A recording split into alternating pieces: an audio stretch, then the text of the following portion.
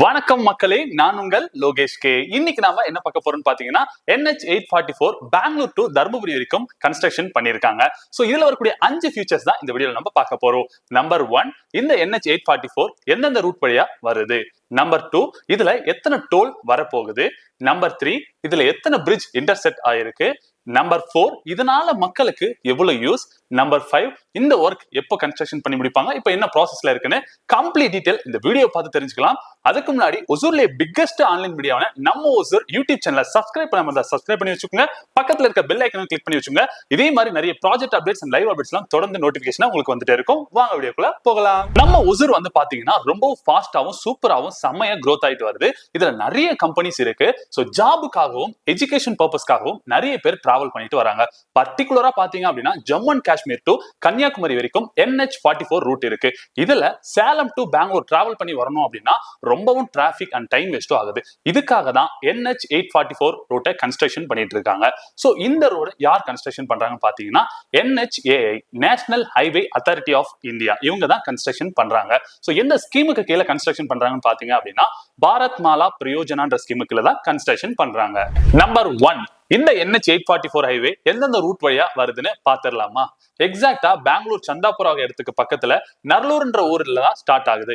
நரலூர், Mayachandra, Maranayakanahalli, Karnur grand cinema, Mathigiri A1 hospital, Gurupatti, Jonabanda, Bairamangalam, Sanamavu, Beerjepalli, Agraharam, Uddanapalli, Halesibam, Rayakottai, Palacode, Rettihalli, தர்மபுரியில எண்டாயி and NH844 Salem ஹைவேல கனெக்ட் ஆகுது.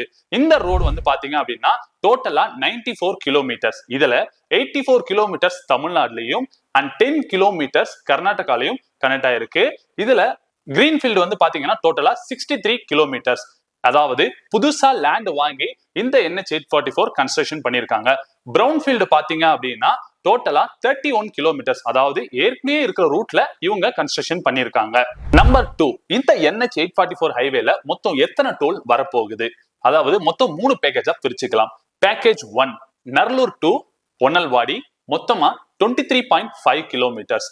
பேக்கேஜ் 2, ஒன்னல்வாடி டு பாலக்கோடு, மொத்தமா 36 கிலோமீட்டர்.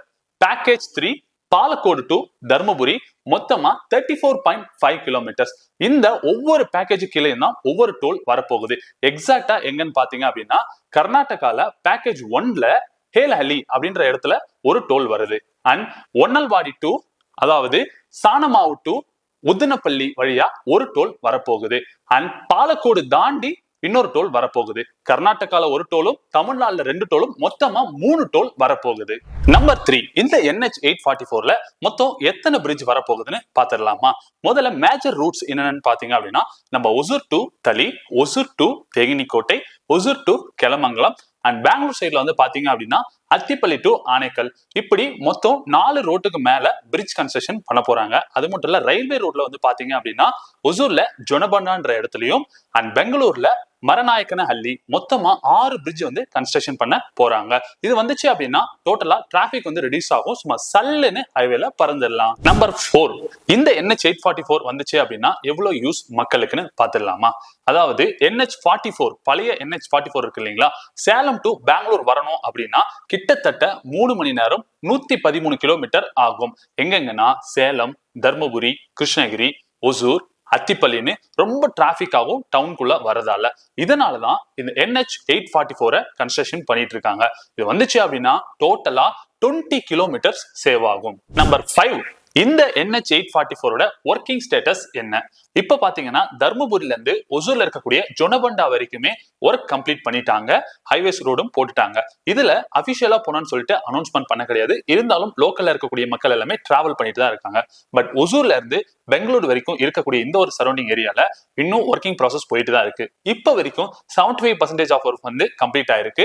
இது எப்போ ஓபன் பண்ணலாம்னு எக்ஸ்பெக்ட் பண்ணலாம்னு பாத்தீங்கன்னா 2025ல ஓபன் பண்ணுவாங்கன்னு சொல்லப்படுது. இந்த NH844 ஹைவேல நீங்க டிராவல் பண்ணியிருந்தாலோ அல்லது இந்த ஹைவே உங்க ஊர் வழியா வந்திருந்தாலோ மறக்காம உங்களுடைய கருத்துக்களை கமெண்ட் செக்ஷன்ல கமெண்ட் பண்ணுங்க. இந்த வீடியோவை இப்பதான் நீங்க பாக்குறீங்க அல்லது இந்த இன்ஃபர்மேஷன் இப்பதான் நீங்க கேள்விப்படுறீங்க அப்படின்னா நம்ம வீடியோக்கு ஒரு லைக் போட்டு இந்த வீடியோ உங்க ஃப்ரெண்ட்ஸ் அண்ட் ஃபேமிலிக்கு ஷேர் பண்ணி விடுங்க. இதே மாதிரி நிறைய project updates and live updates எல்லாம் தெரிஞ்சுக்க ஒசூர்ல பிக்கஸ்ட் ஆன்லைன் மீடியாவான நம்ம ஒசூர் யூடியூப் சேனலை சப்ஸ்கிரைப் பண்ணி வச்சுக்கோங்க. மீண்டும் சந்திக்கலாம். டாடா, பை.